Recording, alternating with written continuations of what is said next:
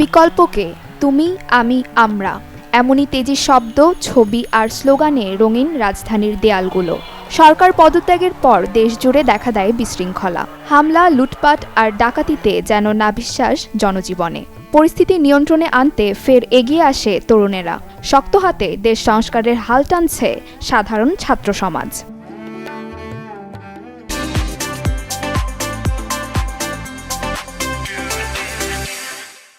কোথাও লাঠি হাতে ট্রাফিক নিয়ন্ত্রণ করছেন, আবার কখনো বা ঝাড়ু হাতে রাস্তাও পরিষ্কার করছেন।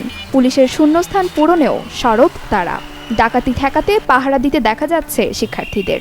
এই দেশে ট্রাফিক শৃঙ্খলার অনেক সমস্যা ছিল, আর আমরা এখানে আসছি যাতে এই সমস্যাগুলোকে সমাধান করার জন্য।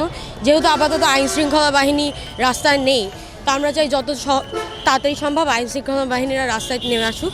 কিন্তু যতক্ষণ না আসছে আমরা এতদিন আছি, থাকবো, আর আমরা চাই দেশটা যাতে সবার জন্য সুষ্ঠু হয়ে উঠুক আর যাতে সবার জন্য স্বাধীন হয়ে উঠুক। স্বাধীনতার পরদিন থেকে এই যে ইয়াং জেনারেশন এভাবে হাল ধরেছে, এইটা কিন্তু খুবই স্বাভাবিক বা খুবই দেখা যায় সব জায়গায়, এরকম না, এটা কিন্তু খুবই রেয়ার। তাই আমরা সবাইকে বলে দিতে চাই যে আমরাও পারবো এবং খুব তাড়াতাড়ি পারবো। যেটা এতদিন স্বাধীনতার পরে 53 বছরে হয়তো হয়নি, আমরা সেটা 4-5 বছরের মধ্যেই করে দেখাতে পারবো। মুক্তিযুদ্ধের মতো 24-এর স্বাধীনতাকেও ধরে রাখার প্রত্যয়ে শহরের দেয়াল জুড়ে গ্রাফিতি আঁকার কাজে ব্যস্ত আরেক দল। এতে অংশ নিয়েছেন কচিকাচারাও। গ্রাফিতির মাধ্যমে আমাদের যারা আগের জেনারেশন ছিল, যেমন আমরা যদি ঢাবির দেয়াল দেখি, আমরা যদি বুয়েটের দেয়াল দেখি, অন্য যে কোনো ভার্সিটির দেয়াল দেখি, তারা 71 দেখে আসছে, তারা 71টাকে কিন্তু তুলে ধরছে। মূলত আমাদের এই 36শে জুলাই, যেটা আমাদের 36শে জুলাইকে তুলে ধরার জন্যই মূলত আমাদের এই গ্রাফিতির কর্মসূচি হচ্ছে আমরা এখানে চালনা করতেছি।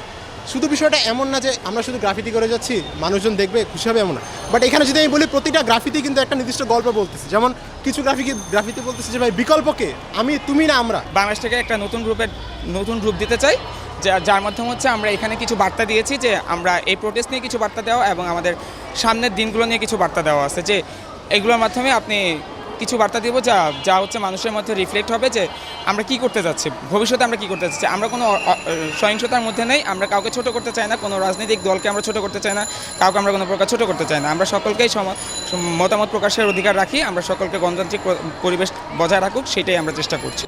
একই সাথে সন্তানদের উৎসাহ দিয়ে পাশে আছেন অভিভাবকরা। অভিভাবক হিসাবে আমার কাছে মনে হচ্ছে তার এখনকার যে বাচ্চারা, এখনকার যে জেনারেশন, তারা অনেক বুদ্ধিমান, তারা অনেক মেধাবী, তারা অনেক সৃষ্টিশীল। তাদের যে চিন্তা, সেটা আমাদের চিন্তার সাথে আসলে মেলে না। তারা অনেক আধুনিক চিন্তার অধিকারী। ওরা আগামীর বাংলাদেশ ওরা গড়ে তুলবে ওদের মতো করে, সুন্দর মানবিক বাংলাদেশ, যেখানে সবাই কথা বলতে পারবে সুন্দর করে, যেখানে সবার চিন্তার প্রকাশ থাকবে, যেখানে বাঙালি হিসেবে বাঙালি জাতি, হিন্দু, বৌদ্ধ, মুসলমান, খ্রিস্টান একসাথে সুন্দরভাবে মিলেমিশে বসবাস করতে পারবে। এদিকে রাজধানীর লালমাটিয়া এলাকায় পরিচ্ছন্নতা নিশ্চিতে মাঠে নামে স্থানীয় মাদ্রাসার শিক্ষার্থীরা। উদ্যোক্তারা জানান, দেশকে নতুন রূপ দিতে এ ধরনের কর্মসূচি বজায় থাকবে ভবিষ্যতেও। আপনারা জানেন দেশে একটা অস্থিতিশীল পরিস্থিতি চলতেছে, সেই জন্য সিটি কর্পোরেশনের বিভিন্ন ধরনের কার্যক্রম বন্ধ আছে। কার্যক্রম বন্ধ থাকার কারণে আমাদের এলাকায় বিভিন্ন জায়গায় বিভিন্ন ময়লা স্তূপ হয়ে আছে।